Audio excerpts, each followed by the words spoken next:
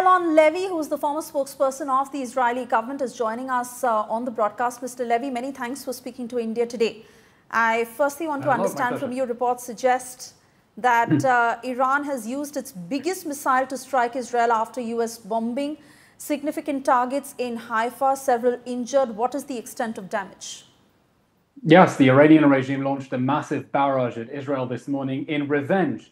The United States destroyed 3 critical sites of its nuclear program, and Iran retaliated by firing missiles at Israeli civilians. There are very difficult scenes of whole streets destroyed by Iran's ballistic missiles.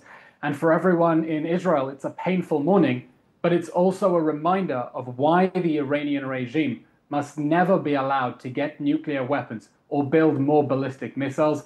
And that's why everyone is so thankful to President Trump for his very important step to bring stability and security to the region here in West Asia. Mr. Levy, but Iran is saying they will not back down, they will give it back. Are you ready to pay that price and expect collateral damage on your side? Is Israel ready The Iranian regime is weaker than it has ever been and weaker than it ever expected. Nearly 2 years ago, Iran's radical axis launched a war against Israel through its proxy armies. Now, even Hezbollah, Iran's proxy army in Lebanon, isn't willing to fight for Iran because they realize the Iranian regime that wants to bring death and destruction to the region is alone. And I think the Iranian regime should take President Trump's offer to go for peace. The only reason we have a conflict in West Asia is that Iran is vowing death to Israel and was pursuing the weapons to try to bring death to Israel. And the Iranian regime should realize it doesn't have any of the terrorist armies it built to protect it. It doesn't have any air defenses. The United States is threatening it directly. It should end its policy of aggression against Israel and go for peace. To the point that Iran is claiming that there has been no significant damage and their critical assets remain safe. Do you believe their version? No, the United States dropped several of the biggest conventional weapons in existence on Iran's underground nuclear facilities. And as President Trump says, they've been completely obliterated. It's clear the Iranian regime is trying to save face. And that's because it has been completely humiliated.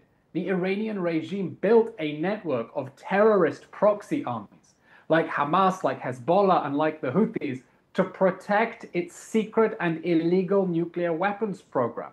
And that strategy has now exploded in the Iranian regime's face. The defenses they thought they had for their nuclear weapons program are gone.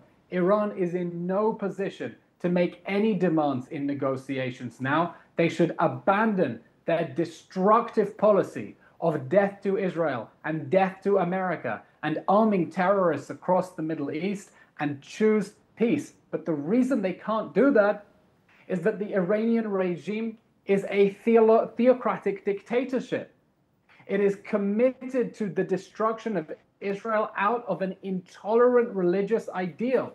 And that's why I hope that the people of Iran take this opportunity to take their country back from the radical regime that has destroyed their country for nearly 50 years and build a free, prosperous, and democratic Iran. Your assessment of how long Iran can fight this militarily? Would they want a head-on confrontation? The experts say no. And can diplomacy be the way forward? Yeah, Iran has lost its ability to fight back. Israel has already destroyed most of its ballistic missile launchers.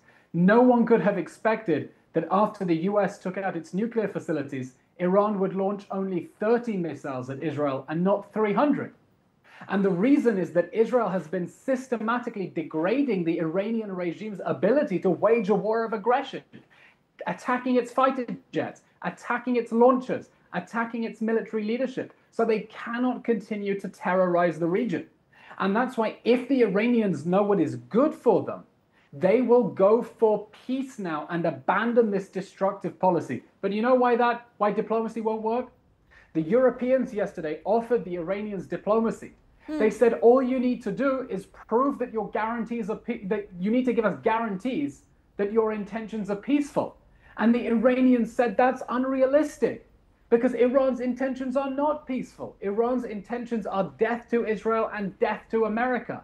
And the only way to have peace in this region is when Iran is no longer controlled by this dictatorship that is determined to sacrifice everything in order to destroy the state of Israel.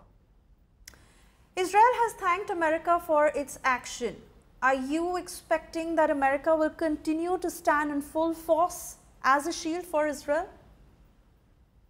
President Trump has given the Iranians a clear ultimatum. Either they go for peace, or America's attacks on the Iranian regime will continue, they will be harsher, and they will be much easier. This isn't about shielding Israel. This is about the United States stepping up for global leadership and preventing the most dangerous regime in the world from getting the most dangerous weapons. For too long, the Iranian regime has terrorized Western Asia, subjugated Lebanon, subjugated Syria, subjugated Yemen in order to control the region. And now the United States and Israel together are giving these countries an opportunity to free themselves from the shackles of Iranian control. The United States is doing it because that's good for America and it's good for American leadership. And I hope the Iranian regime takes the hint and goes for peace instead of continuing its war to try to destroy Israel. All right, Mr. Levy, I want to thank you for speaking to India today and hoping all your people stay safe. My pleasure. Thank you. Anytime.